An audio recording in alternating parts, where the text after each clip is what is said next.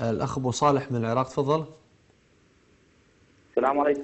وعليكم السلام ورحمة الله وبركاته. كيف حالك يا أخي؟ ممكن أسأل الشيخ؟ تفضل الشيخ معك. تفضل. كيف حالك يا شيخ؟ طيب إن شاء مرحبا الله. بك، حياك الله. الله يجزاك خير. أنا لدي سؤال ولا أعرف هل كان يعني من ضمن الحلقة أم لا. تفضل. هل يجوز للراقي الشرعي أن يقرأ على الملقي عليه في الشعر المباح؟ هل يجوز ماذا؟ الراقي الشرعي يقرأ على الشخص الشعر المباح.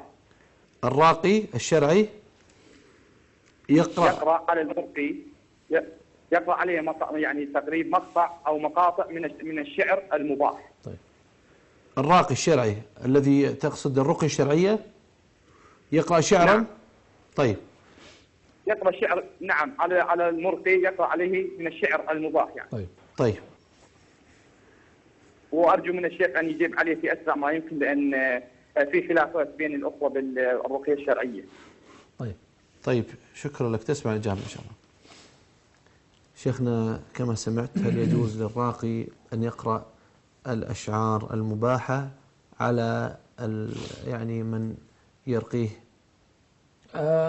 لا بأس بذلك إذا كان الشعر مباحا ليس فيه شيء من الشرك بالله وليس فيه شيء من الكلام المحرم، فالرقية جائزة إذا كانت بغير كلام الله عز وجل بشروط، منها أن تكون بالكلام المباح الذي لا يحوي شركا ولا توسلا بغير الله سبحانه وتعالى، وأن يكون بالكلام المفهوم، أن تكون الرقية بالكلام العربي المفهوم الذي لا يعني يتضمن همهمات ولا كلاما أشبه بالألغاز أو بالكلام الذي لا يعرف معناه، لأنه يخشى أن يكون ذلك توسلا بالشياطين وأسماء الشياطين.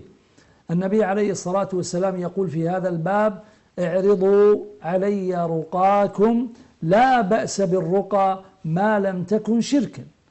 لا بأس بالرقى ما لم تكن شركا. وإن أعظم الرقية ما كان بكتاب الله، أعظم الرقية ما كان بكلام الواحد الأحد سبحانه وتعالى القوي القادر الشافي الكافي.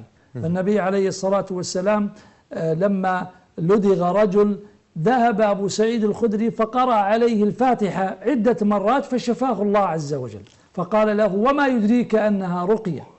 فالفاتحة شفاء، والمعوذتان شفاء عظيم.